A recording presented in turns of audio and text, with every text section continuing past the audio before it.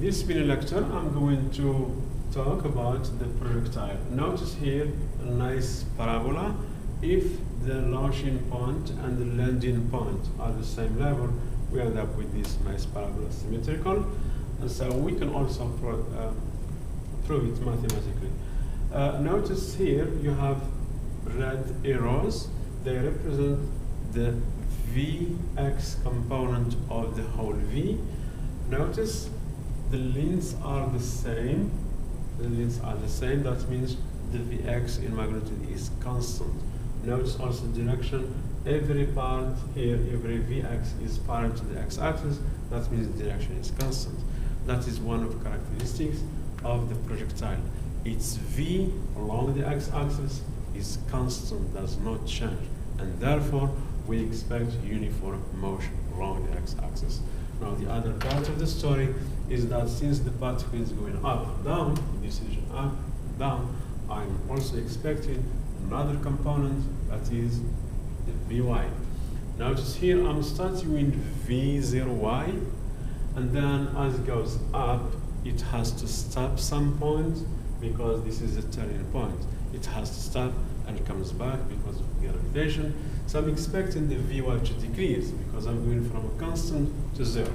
So here you will have another one, but smaller than this one, then smaller. I'm expecting here something zero. Then what happens? I'm starting from zero. There is an acceleration along the y-axis, so the particle will accelerate. I'm expecting here something larger than zero, then it will decrease again. This one is larger than this one, then it increase again, and so forth. So the Vy change in magnitude, change also in direction. The Vx does not change in magnitude in direction.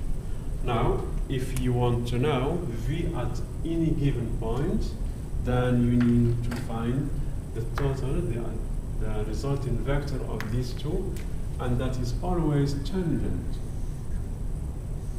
Tangent.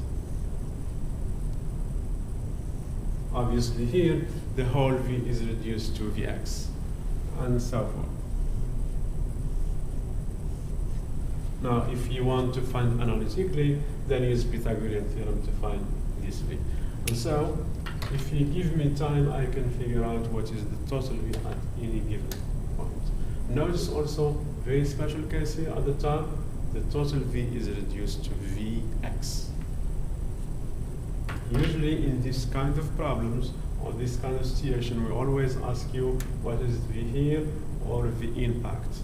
And everything depends on the initial conditions.